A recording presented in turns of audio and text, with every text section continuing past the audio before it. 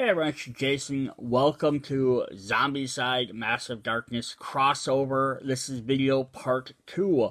In this one we are showing off the rest of the characters, but we're showing all of the characters from Massive Darkness 1 and 2 that you can bring into Zombicide, Black Plague, or Green Horde.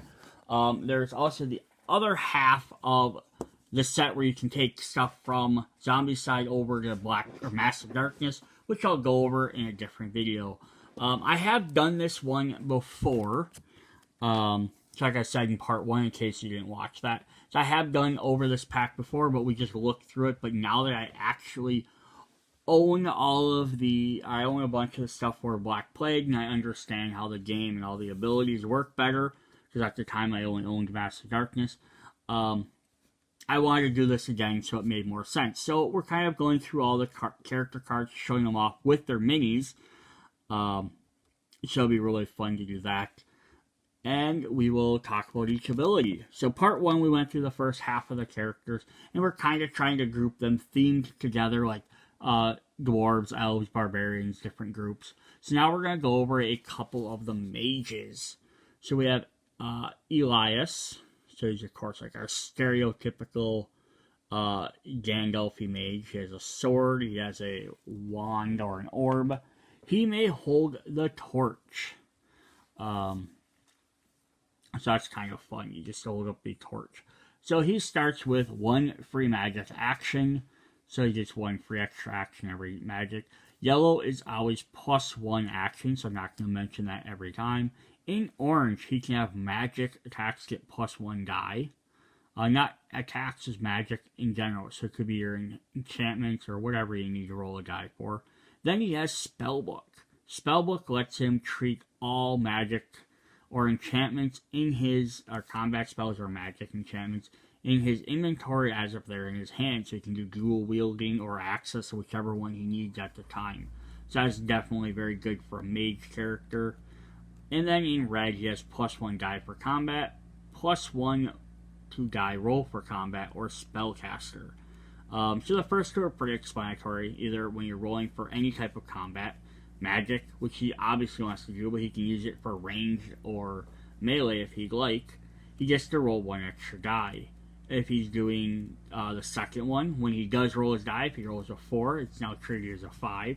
And then spellcaster lets him get an extra free action to use for either combat magic spells or enhancement spells only. So unlike free magic, which only lets him do a magic action, which has to be an attack, a combat attack, because you can't use it for enhancements, it's a different thing. Spellcaster lets him use it for either one of those, so that's actually pretty cool. So you can get a bunch of extra actions if you'd like, depending on how you need to play him. Alright, our next wizard is this Dark Elf, which is pretty cool. Big billy robe, big giant stave, throwing some magic around already, and this is Vladis. This slot may hold any combat spell, so that's pretty cool. +1 die for magic. Hit and run and spellcaster. Hit and run says as long as you've taken out at least 1 zombie, you may make a free move action, which is not penalized by the number of zombies. So you can use it to kill a zombie and then escape, or you could kill the last zombie and go the other way and run away, or kill the last zombie and move towards some new ones, or kill 1 zombie and move to the next area. Which are kind of cool, lets you get through what you need to do. And then in the red, we have +1 damage for magic, +1 free magic action, or Ironclad Runner. Ironclad means they prevent all damage from that type. She is not affected by runners, which is kind of cool. We've seen a couple characters in the first one that had Ironclad for walker, but not for runners, so she doesn't have to worry about them runners coming after her. And then that'll affect anything that's considered a runner, whether it's a regular zombie, an orc zombie, a tainted zombie, as long as it has the runner name. Cool, so she gets lots of magic with some extra little movement abilities. She likes to dodge around a lot, like as opposed to Elias we just saw, he's more of like, I'll stand back and attack you with magic, but if you come close, I can either shoot you with a bow, or I can hit you with my sword or my dagger. She's like, I'm just going to run through and cast magic at people while I'm running across the field. Alright, to go away from magic users for a little bit, let's look at some knight type characters. We're going to start with Sir Rowan. So you don't get much more knight than this. He's got a shield that's half the size of his body. Big giant armors. He's a tank, of course. And he said he may hold any sword. And Sir Rowan has Taunt. Taunt lets you target an area with zombies, and then it forces them to try and come towards you, ignoring everyone else. +1 free melee action or Ironclad Walker, which he just talked about. And then he has in red +1 damage for melee, 1 free magic, or 1 free melee action or regeneration. Regeneration is very powerful, since it's at the end of the round, you get a heal back up to full. So he already can ignore, potentially you could select Ironclad Walker, he could ignore all walkers, so then you only have to worry about taking damage from everything else, but you can come back from it if he takes a hit. So it's not that big of an issue, plus you can taunt them towards them. And I always like to think that the taunt is different for every character. So some characters it's taunting like, they're going to be kind of like making fun of, or, I mean, not really poking fun at a zombie, who cares, but they're going to be like hooting and hollering. Other ones, it's more of a bravado thing, like, hey, come get me, like I'm the guy you should be attacking. That's, I kind of imagine him being more of his, you know. Alright, then we have Victor. So he's not really a knight, not really a warrior, but he was some sort of squire, maybe, disgraced, possibly. Because he's not wearing his armor. But he's going to get a couple of different effects. So he can hold a shield. And then he has Taunt to start with again, just like our Sir Rowan. He has +1 free melee and Tough. Tough lets you ignore the first hit you would take. So that's definitely cool. Then he has 1 free melee action, regeneration, and super strength. So you can see he has a couple of things that kind of go with Sir Rowan. He doesn't have Ironclad, which doesn't mean he's not invulnerable, but he can take less damage. They both have regeneration. And he has an extra, they both have the 1 free melee. But the thing he has is instead of +1 damage melee, which is what Sir Rowan has, so he gets to do 1 extra damage melee. His super strength lets him count his attacks as doing 3 damage. Let's just read exactly how that's exact. Consider damage value of all melee weapons to be 3. So, it could, you know, I don't think most melee weapons do more than 2 damage. So, lots of his Sir Rowan's could do, instead of 1 could do 2, instead of 2 could do 3. If he has anything that does 3 or more, he could definitely do more damage that way. Whereas Victor, he could just automatically, like, just everything does 3. Which would definitely be very cool. It's just kind of a neat little contrast combo. I like looking at these guys in groups like this because it's sort of like you can see how they would work together as a team. And if you picked, you know, 2, 2, and 2, and you made 3 teams of pairs of 2s for your 6 characters, you could have some really cool combinations. So up next we have some rogue-like characters. Now she has a bunch of armor on. And which has some like hand crossbows which are really cool, but the cloaked hood and everything. And this is of course Ling. And then Ling can use any crossbow, and she has +1 die for range. So of course she wants to do range action. She has battle rage and slippery. And battle range will do too many of these abilities for me to remember every single one off the top of my head. I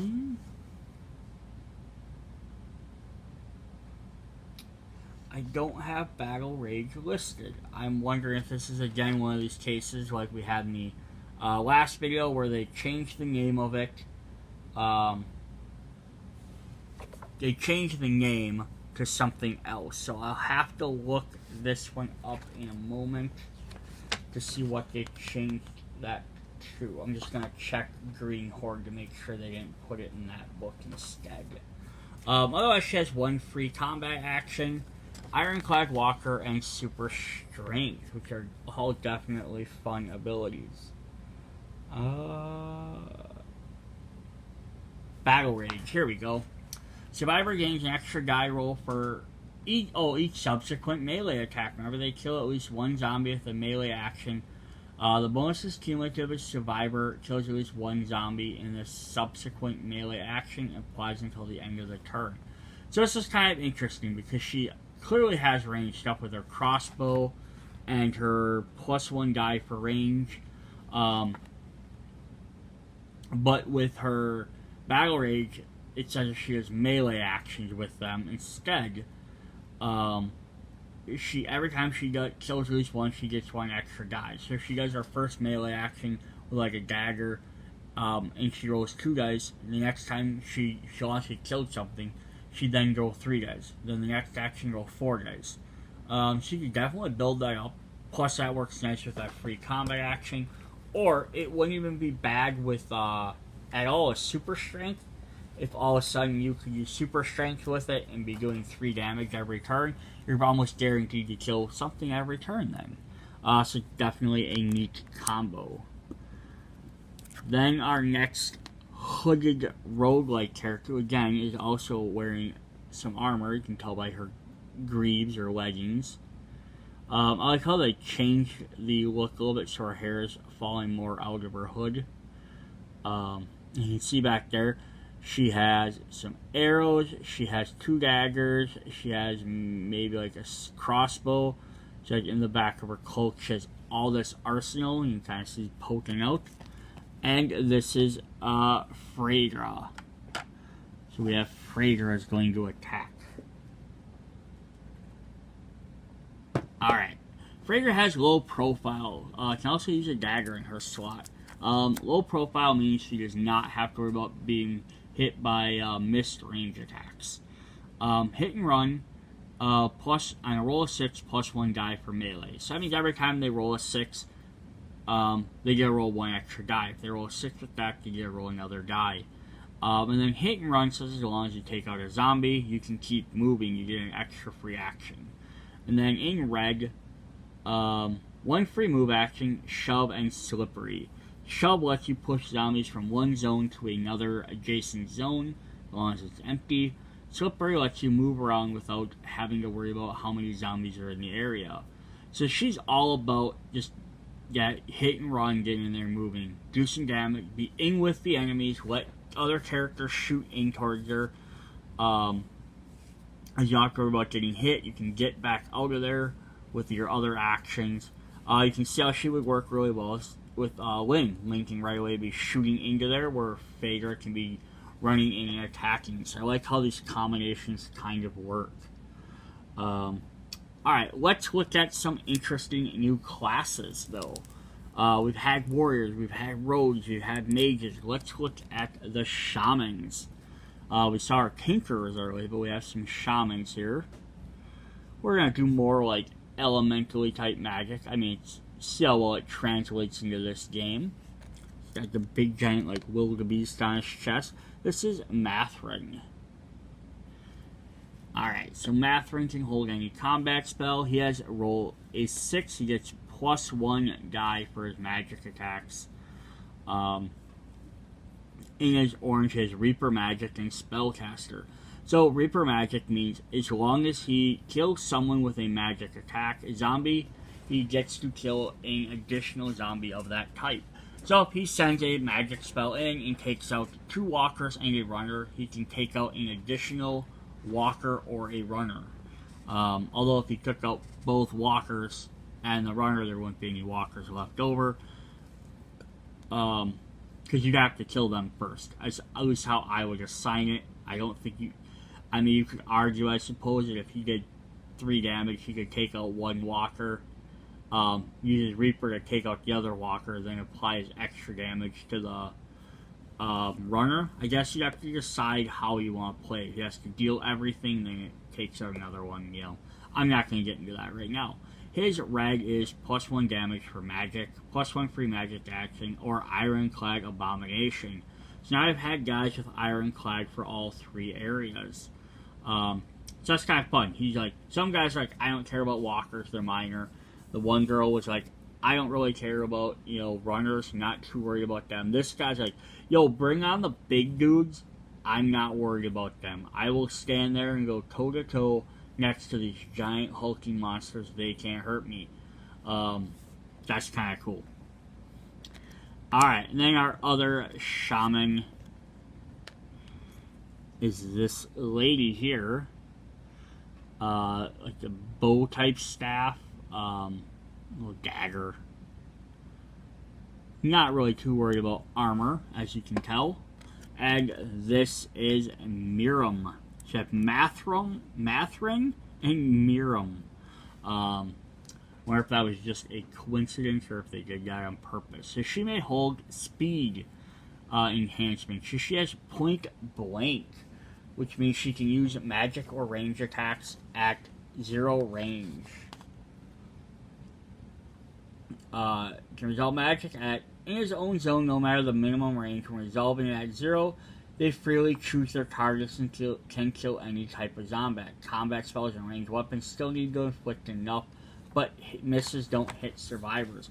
So basically, it treats your ranged attacks as if they were like melee attacks. You can choose who you want to hit, and you don't have to worry about hitting survivors. Which is pretty nice because lots of magic and ranged attacks can sometimes do more damage than melee because they don't have to worry about hitting things. Then she has Hit and Run Spellcaster. We've seen those before. 1 free combat action, +1 maxed range. So that's kind of neat. She can go point blank range or extra max range. And then she has Ironhide, which lets her have an innate defense of +5. So she can roll as if she had armor +5 to begin with.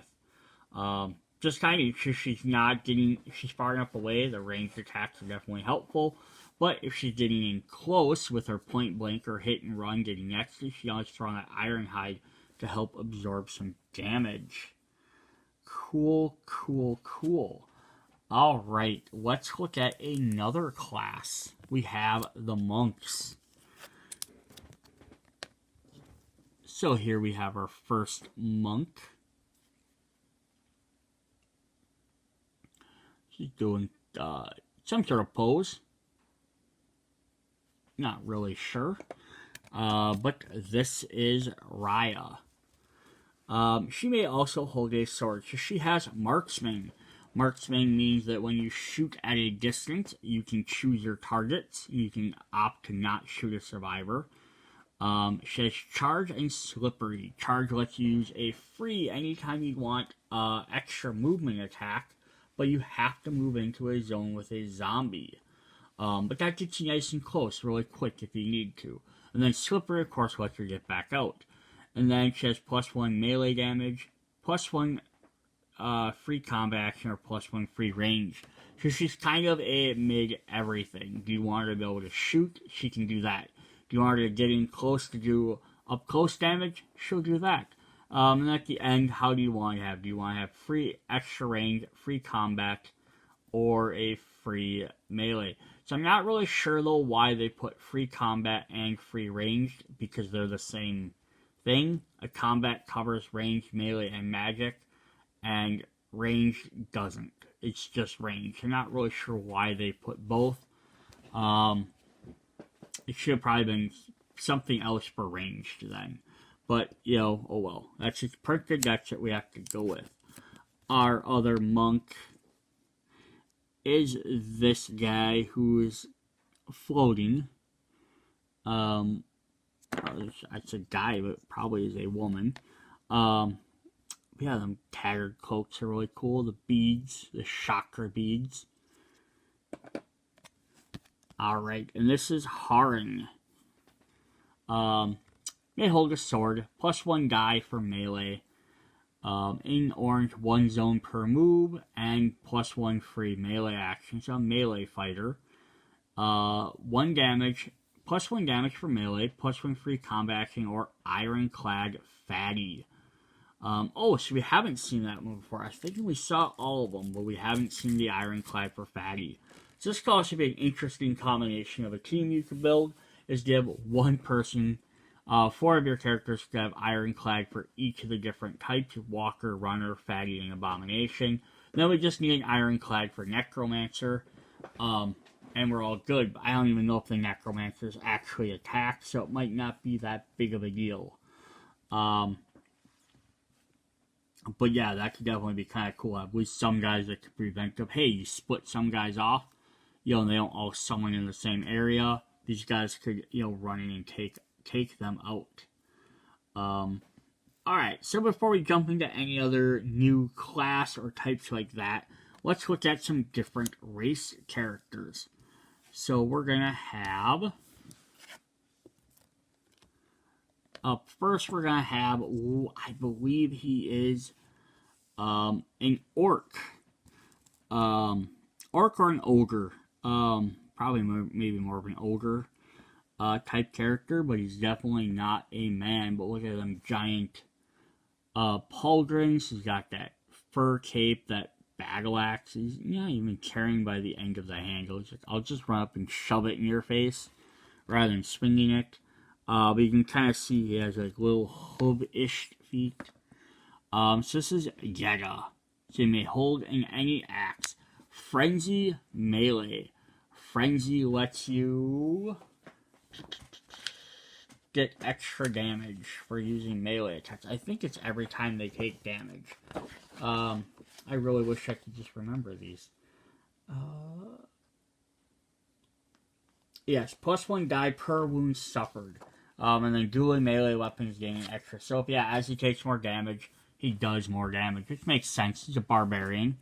Bloodlust melee. Bloodlust, lets them make an extra move action into a zone and perform a free melee attack. Is that all you've got?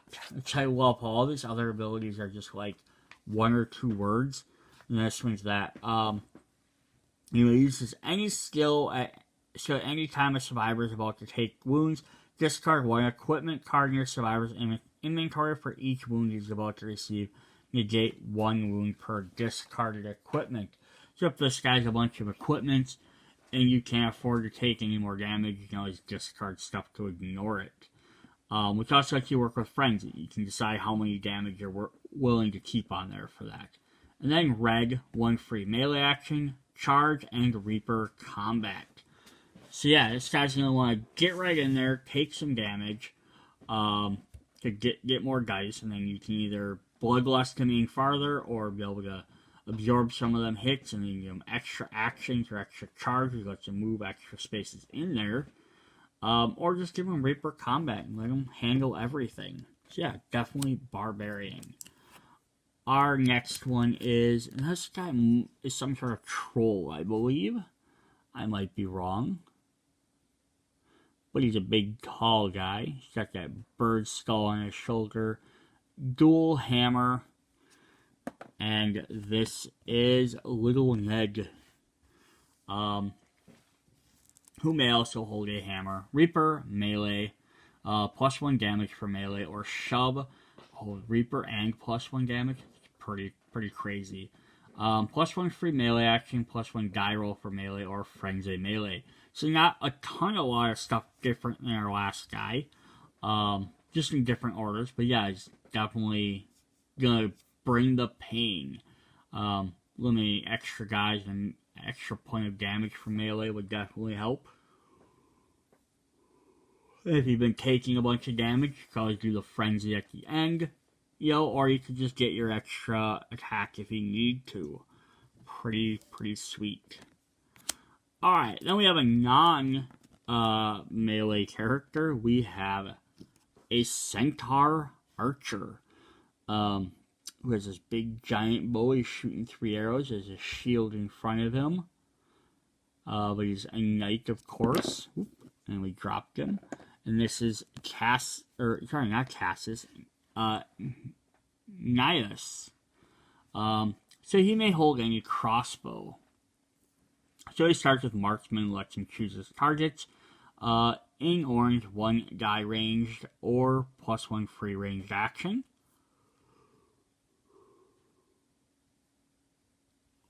In red, we have 1 damage for range, 1 free combat action, or slippery.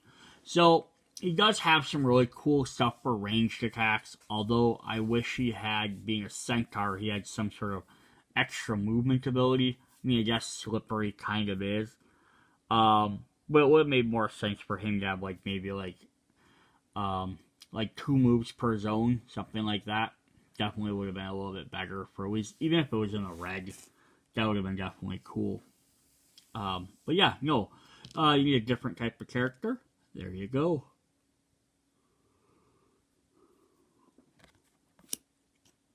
And then instead of going with a big, giant character, let's look at our little sprite. She's a little bug-type creature, a little tiny dagger. So this is Urk. May hold a healing scroll, which is fun. We have Lifesaver. Lets you pull a survivor from a zone containing zombies back 1 zone away. Gets them out of the fire. Mana Rain and Spellcaster. So we've seen Spellcaster, but we haven't seen Mana Rain. Mana Rain is resolving a magic action. The survivor may substitute the dice with the number of combat spells he uses with the number of zombies. So like the Barbarian skill, but for magic.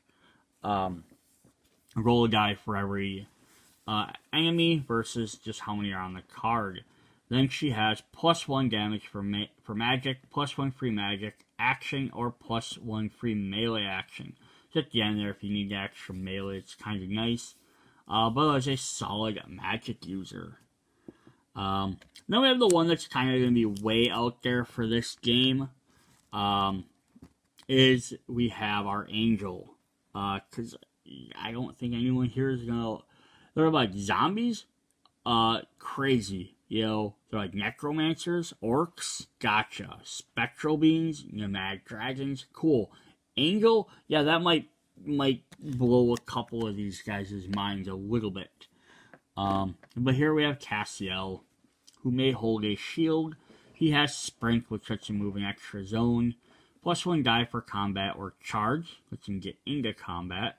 +1 free combat action, shove, and super strength. So he's all about getting up in there and doing some damage, which seems kind of weird for an Angel, but he's just like, I've had enough of this. And he's just going to run in and beat you with his staff. At least that's how I'm going to imagine that this is what's going on. Alright. Then our next character, we're going to do a combination of a brand new class as well as a different race of characters. So we're going to start with Burko, who is a shaman. No, not a shaman, he's a druid. So I haven't seen a druid before, but he's also a tiger man. So the druids in Massive Darkness, they're shape-changing to different forms. So he's kind of just to be a tiger in the game. So again, this might also blow people's minds, but it's definitely cool. It says, he may use any melee weapon. So he starts with Sprint. He has +1 damage melee and Jump. Jump lets the character move from, move 2 zones, but can ignore the middle zone. So they can hop over barricades, mobs of enemies, whatever they might need to get around. 1 free combat action, 2 zones per move, or shove. So being an animal, he's all about getting around, sprinting around, moving extra zones, jumping around, getting to where he needs to be. So that's definitely cool. It doesn't really represent maybe his druid ability, it's kind of more there playing on his animal abilities, but that's fine because there's no druids in this game, but it's still kind of cool. Then our other one is this lady, who has a grass cloak, a bow, and a hawk friend. Now, the only thing I would hope is that she could use companions, which would be really cool, but I don't think there's any companions in this game. So she has healing scroll, which is very good. Plus 1 free magic action. So now you can hold a healing scroll, you can do it for free. 1 free magic, 1 die for magic, or shove. In her reg, 1 free damage for magic, 1 free combat action, or 1 free magic action. So yeah, that's definitely...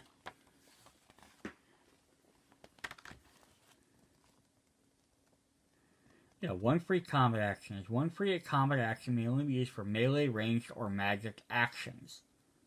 Gotcha, which makes sense. 1 free magic action. Survivor has 1 free magic action may only be used for magic actions.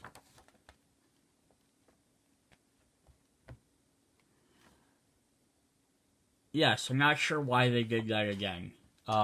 That's the second time we saw that. It's kind of like it's redundant. Why would you take the? I argue because I'd say it doesn't make sense. I guess unless you look at the fact if you're playing ultra red mode, which ultra red mode is after you hit your red, you restart back over.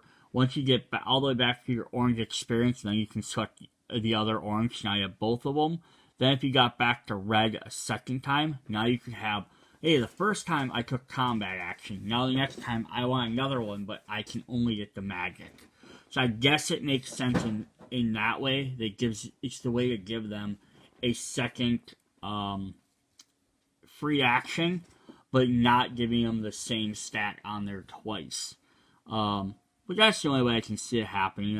I guess if they expect people to hit red mode a lot, then that definitely makes sense. If it's something that only happens on occasion or certain custom games, then maybe it's not. So I'm not sure how often you hit that, like in a regular game or a regular scenario, where that's going to be an issue. But that's alright. Yeah, they do have companions in the regular Zombicide games. And actually, in Black Plague, we do get some companion characters. We have, like, the in Friends and Foes. So I'm surprised that neither of these characters had some ability to use those companions. That would have been kind of neat. If they just had a special ability that's all with sports. If you didn't have that set, they weren't as useful. But I was like, oh well, if you have 2 characters that can't be useful because you didn't own a certain expansion, that would have been okay. Alright, let's look at another class. We got Druids. Alright, so we got this big old burly fellow who's playing a little tiny lute. He's a music player in the middle of a zombie apocalypse. This is Dylan. He can also hold a dagger. He starts with Lucky, lets him reroll dice. Plus 1 free magic action or free melee action, so however you need them. And then 1 free action, 1 free damage for melee or shove. I think that's the first time I've seen, even through regular Zombicide, that I've seen anyone just get 1 extra free action outside of, like, maybe, like an ultimate character that came back, or an undead Zombiver from the original. But I don't think anyone in Black Plague or Green Horde has had 1 extra action. Then again, I don't have the Kickstarter characters, which usually the Kickstarter characters tend to get a little bit broken. So there's very possible there. Alright, yeah, but that's cool. He gets an extra free action, so he can have magic, combat action, move action, enchantment action, whatever he needs. Search for an objective, taunt multiple, make noise twice. That's actually really cool. He gets all those different options. Then we have our other bard who's like a fiddler, it looks like. He has his musical, I don't know, what do you even call that? I know it's not a wand. But it's what he uses to string on his instrument, but it looks like he's wielding it like a sword. Which is really cool. Cool idea. And this is Thalia. So he has Healing Scroll. Also, it's Born Leader, which says you give a token to another survivor. They can use an extra free action of whatever they want during their turn, but they lose it at the end of the turn, so they either use it that turn or don't get it. Slippery, Spellcaster, and then 1 free combat action. Brothers in Arms, 1 die for combat and hit and run. So, surprisingly, this is the first time in all these characters, it's well over almost 30-some characters, we've seen Brothers in Arms, which is a fun ability, and I love it. So what Brothers in Arms means is as long as this survivor is in a zone with at least one other survivor, both him and that other person or any other survivors gain +1 die for any combat action. But if he's by himself, he does not have that ability. So it's kind of a very risky thing depending on where you're going to be. But by the time you're in, the red, you kind of already establish where your character, if they're going to be hanging out with the group or if they're going to be off by themselves. But I love the Brothers in Arm ability. Alright, up next we have 2 more magic users. I kind of saved these guys for later because they're sort of like crazy magic users, is what I'm going to call them. I don't really know what else to call them. But this guy has a giant cloak with a bunch of eyes on it. And he has a wand and a sword. And this is Mortimer. He's got a giant staff with like a nail on it. I thought it was like a wand, but it's a nail. But yeah, he's definitely ready to drop it. So let's see, what does he do? Any combat spell. He starts with Zombie Link. So right off the bat, Zombie Link means anytime you draw an extra activation card, he gets an additional activation before them.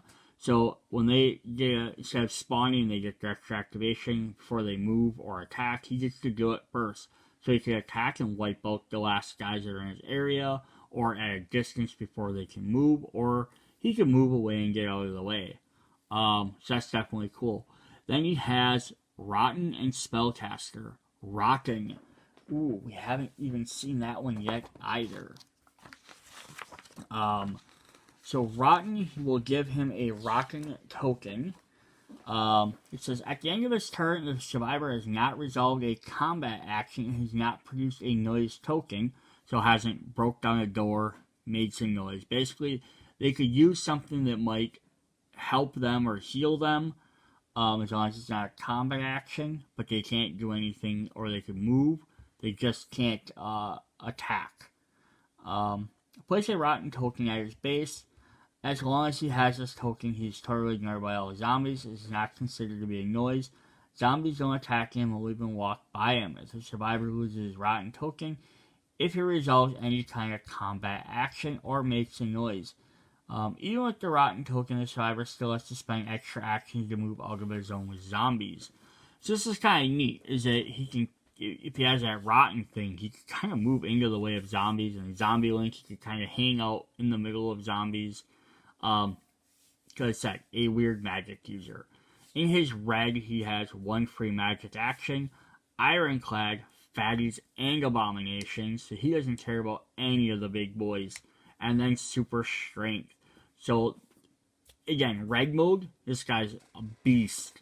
Because you have Rotten, Spellcaster, he could have Ironclad, Super Strength. That's, yeah, pretty unique character. And then his compatriot or counterpart, I guess, is Ygraine, who's a witch. If he's a warlock, he's a witch. His fur color is crazy. It's hovering off the ground.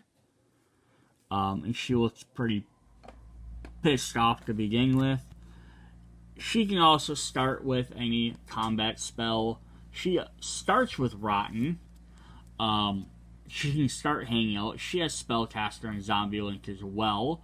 And then she has +1 free magic action, Ironclad, Walker, and Runner, and Super Strength. So yeah, you put these 2 together, they can cast anything from their pockets, they can ignore zombies, they can move before zombies if they have the extra activation, they could have free magic actions, they could both have Super Strength, or they could have Ironclad for all 4 characters. So depending on how guys are separated or where they are, these guys could kind of just stand around and ignore the damage. Oh, and her thing that was floating around is a little fox. It's not just a fur collar. Yeah, so these two are pretty freaking crazy. Alright. Then to get to the last 4 characters, who are, I'm going to call, the dark characters. So they're all guest characters, so they're going to have a little bit different artwork, but they're all darker art, and I think they're going to have some crazier abilities. Alright, so we're going to start with this guy, who is in the game, I believe, listed as a druid because he has a guitar axe. But yeah, clearly he doesn't fit into any of these scenarios, whether it's Black Plague or Massive Darkness. But we got him anyhow, and this is Ruff.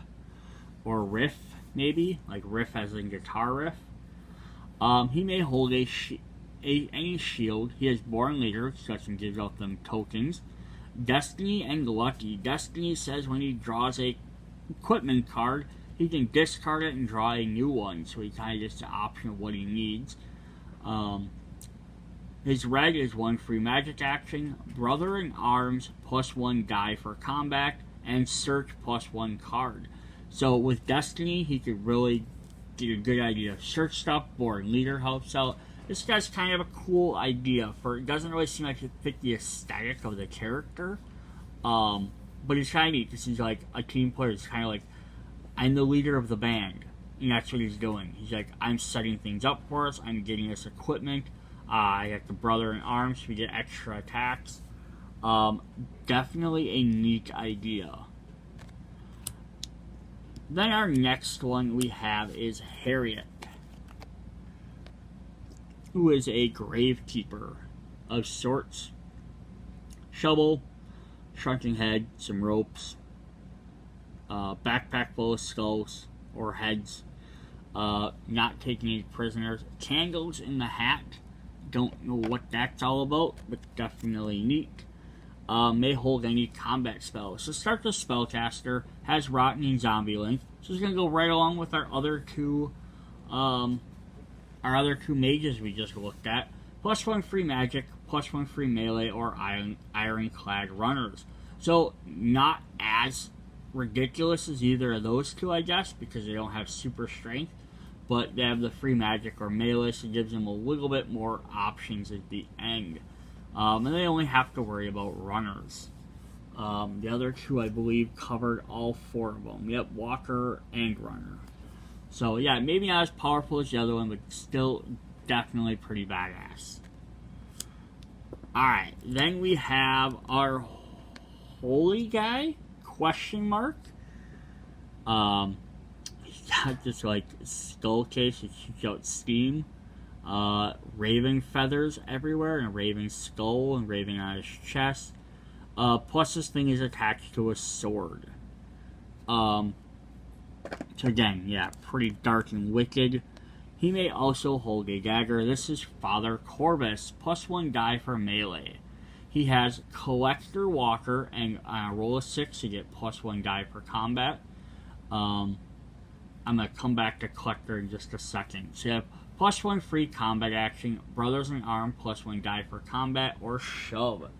So Collector, which is not seen very often, says Survivor gains double the experience each time he kills a zombie of the specified type. So every time he kills a walker, he gains extra stuff, which is really fun. Helps him level up a lot quicker, but you also have to worry about him getting too high and leaving everyone else behind. So it's kind of an interesting idea. But yeah, you gotta watch that they don't get too high and then everyone else is stuck waiting. But it also means he can maybe come in at the end and do some cleanup to gain experience in the end. Alright, our final character, our final survivor for Massive Darkness, Zombicide, Black Plague crossover, is this weird girl, on like a mech. It's a mech abomination. You can see like there's his head, there's his hands, he has a dagger in his mouth. It's a weird combination. Yeah, she like rides him. They have a weird teddy bear with a skull on it. She's got some skulls on her thing, skull on her head. Definitely creepy. There's the guy's weird butt. In case you wanted to see that for some reason. But this is Daisy, who may hold any equipment. She has braking, which lets her open doors without making noise or spending extra actions. Or having to like roll dice. And Hanger Orange +1 die for melee and matching set. Matching set says when a survivor performs a search action, drawing equipment card with the dual symbol, and draws an equipment with the dual symbol, they can immediately take a second card of the same type from the equipment deck and shuffle it. So as soon as they find something, they can match them. That's pretty helpful. Combine kind of like that other guy we had, Riff, who could search for stuff. Again, combine some of these guys together, and they could, she could find stuff, he could help look for stuff. They could definitely make some cool pairings there. 1 free melee action, regeneration, and super strength. So if you need to heal or you need to kill things, if you hit it again, you get both. Definitely a interesting, cool combination. Alright, so that was all of our main characters and heroes. So I'm going to do a quick part 3. This one will be a lot shorter, but we'll go over the monsters. So I'll see you guys in part 3.